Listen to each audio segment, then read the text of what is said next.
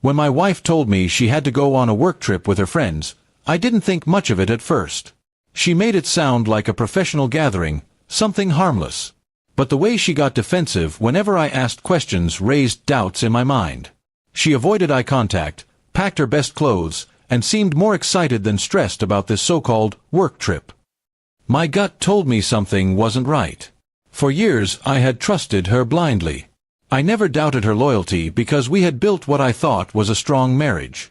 But over the last few months, she had been distant, glued to her phone, always smiling at messages I never got to see.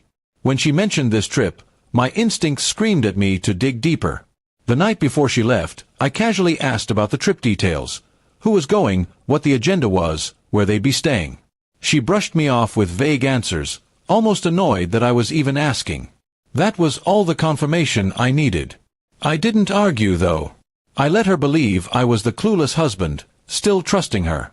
While she was away, I started noticing her social media activity. Pictures of her with male colleagues popped up, even though she insisted before leaving that it was only friends from work, and that no guys would be involved. She didn't tag me in any posts, didn't even mention me, as though she wanted to live a separate life while away. I didn't confront her immediately. Instead, I decided to play it smart. I gathered screenshots of her pictures, the tags, the comments. Every smile and every caption told me this wasn't just business, it was pleasure, and she was hiding it from me.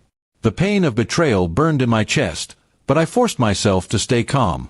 That's when I came up with the idea of revenge. Not through yelling, not through a fight, but in a way that would sting her pride and expose her lies.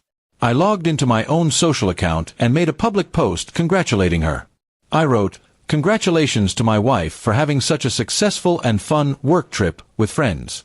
So proud of her dedication and hard work." At first glance, it looked like a supportive husband's message.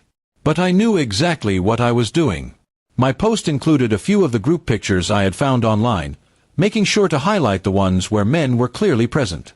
The subtle sarcasm wasn't lost on anyone who saw it. Within hours, mutual friends started commenting. Some congratulated her sincerely, but others began asking questions. "I thought it was just a work trip," one wrote. "Looks more like a vacation," another said. My wife's phone must have started buzzing non-stop as the comments rolled in. She called me in a panic that night, furious. "Why would you post that? You're embarrassing me," she shouted.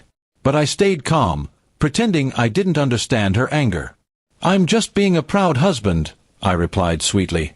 "What's wrong with me showing the world how hard-working you are?" Her silence told me everything. She couldn't admit the truth, not without exposing herself completely. She begged me to take the post down, but by then the damage was already done.